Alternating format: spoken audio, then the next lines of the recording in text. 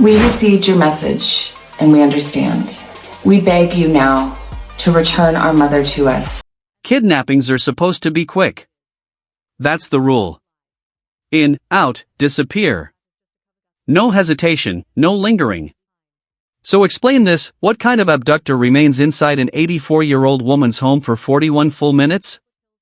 What? If you go from 1:47 a.m., which is when the doorbell cam got disconnected, to 2:28 a.m., which is when her pacemaker, meaning she, got far enough away from her phone that the app stopped communicating with the pacemaker, that is 41 minutes. 41 minutes. What could possibly require that much time? What were they searching for? And why would a ransom demand bypass the family entirely and go straight to news organizations? This is the moment the case stops resembling a conventional crime and begins to feel like a storyline too strange to be fictional, except it's happening in real life. An elderly woman disappears from her peaceful residence in the Catalina foothills near Tucson. Surveillance cameras are deliberately disabled. Her pacemaker monitoring app suddenly loses connection. Small droplets of blood are found on the porch. Her daily medications remain untouched. Her phone is left behind. Her Apple Watch sits charging where she placed it. Then, instead of a direct call to loved ones or police, carefully written messages begin arriving in newsroom inboxes. The sender claims she is alive. Claims she is frightened. And standing at the center of this nightmare is her daughter, Savannah Guthrie. But the question no one can confidently answer is this: was this truly about ransom money? Or did something spiral out of control during those 41 minutes inside the house, with everything that followed crafted to disguise a different reality? From 1:47 a.m., when the doorbell camera was intentionally disconnected, to 2:28 a.m., when the pacemaker app stopped syncing because she had moved beyond its limited range, exactly 41 minutes pass. That stretch of time is where the narrative stops aligning with a typical abduction and begins to suggest careful orchestration. Earlier that night, at 9:48 p.m., the garage door opens briefly and then shuts 2 minutes later.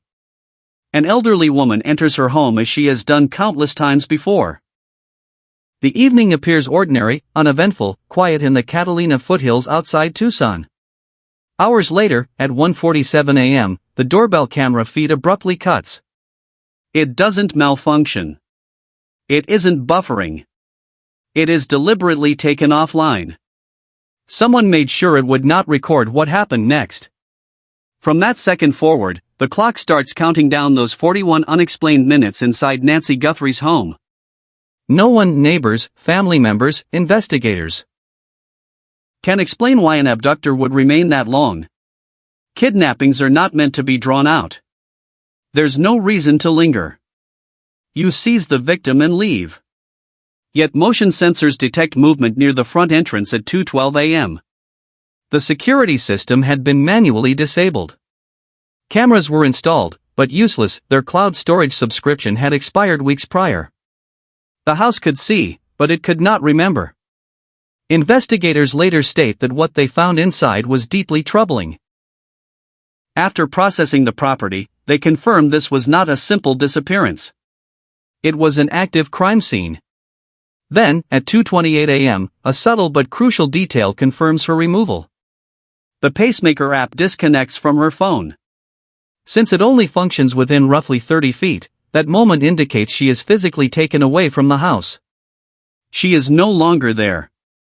When her caregiver arrives at 9:15 a.m. the next morning, something is clearly wrong. The front door stands unlocked, which is unusual. Her purse remains inside. Her keys are still there. Her phone hasn't moved. Her Apple Watch continues charging. The heart medication she relies on daily sits untouched in the cabinet. This is not someone who voluntarily stepped out. This is someone who was taken. By 9:27 a.m., deputies from the Pima County Sheriff's Department arrive and immediately sense irregularities. There are pry marks on the door and its frame, evidence of forced entry. On the porch, investigators find small droplets of blood, later confirmed to belong to Nancy. Not a violent splatter, just small drops consistent with a minor injury during resistance. Authorities emphasize that she did not leave of her own accord. Another unsettling detail emerges: the doorbell camera is missing entirely. It wasn't smashed. It wasn't damaged. It was removed. Whoever entered didn't just want to avoid being filmed, they wanted the device itself gone. Rain had partially erased tire impressions in the gravel driveway, but investigators estimate the vehicle was likely a mid-sized SUV or van. No identifying markers. Just a vague outline. Surveillance footage from nearby adds more context. Around 2 a.m., a light-colored van appears at a convenience store about a mile and a half away. Two individuals inside wear dark clothing with covered faces. They purchase water and snacks. No license plate is visible. Additional cameras capture a similar van traveling down Nancy Street around 1:30 a.m., then heading toward the interstate after 2:40 a.m. Whoever was responsible was in the area before the cameras were disabled and still nearby after she was taken. Their movements appear measured and unhurried. That composure is what unsettles investigators most. It should not require 41 minutes to abduct an elderly woman with limited mobility. If the objective were solely kidnapping, it could be accomplished in minutes. Analysts reviewing the timeline suggest the duration implies searching, perhaps for documents, information, or a specific object. Nothing in the home appears stolen. Jewelry remains in place. Electronics untouched. Cash undisturbed. There is no sign of ransacking. This leads to an uncomfortable possibility. Perhaps abduction was never the initial goal. Maybe someone entered for another purpose and encountered Nancy unexpectedly. Maybe a confrontation unfolded. Maybe events escalated. And perhaps the ransom narrative was constructed afterward to explain her disappearance. By February 2nd, when the FBI joins the case, the focus shifts from search efforts to forensic analysis. Helicopters and heat sensors are scaled back. The question is no longer where is she, but what occurred during those 41 minutes? Then comes a twist no one anticipated. The first communication doesn't go to the family or police, it arrives in the inbox of TMZ. The message is structured and methodical, demanding millions in Bitcoin. It contains no emotional tone, only instructions and a deadline. Within it are two details not publicly disclosed: Nancy wasn't wearing her Apple Watch at the time, and a floodlight at the home was damaged. Those specifics suggest direct knowledge of the scene. Similar emails soon reach local Tucson news stations. The format is consistent. The demands are identical. The tone is detached. What troubles investigators most is the departure from typical ransom behavior.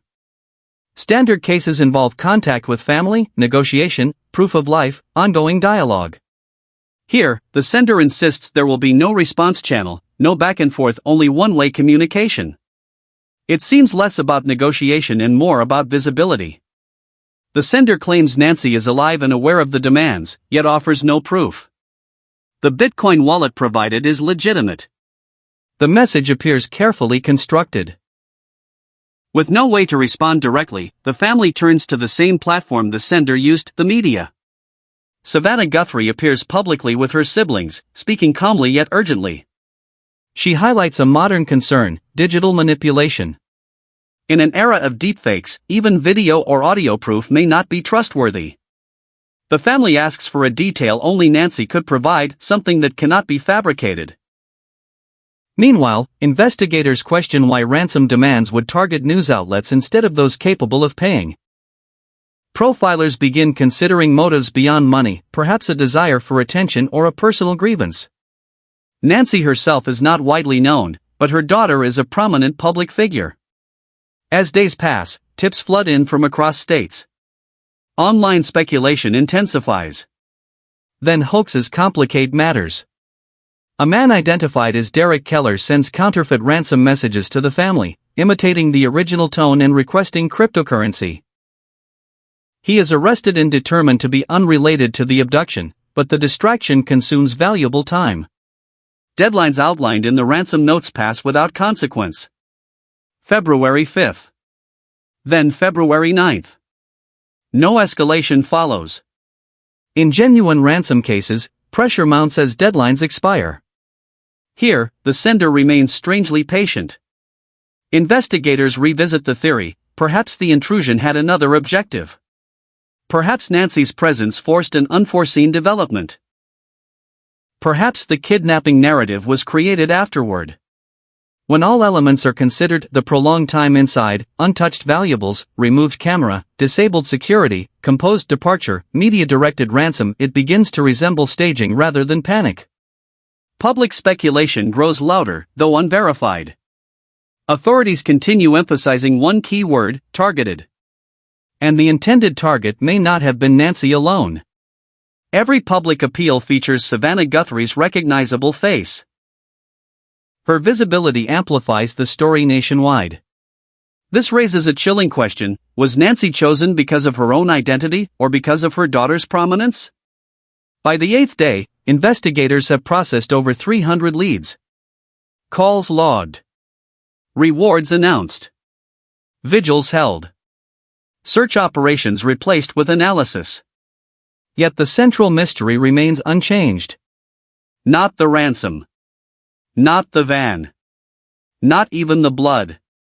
But the 41 minutes. What transpired inside that house during that window that required such an elaborate aftermath?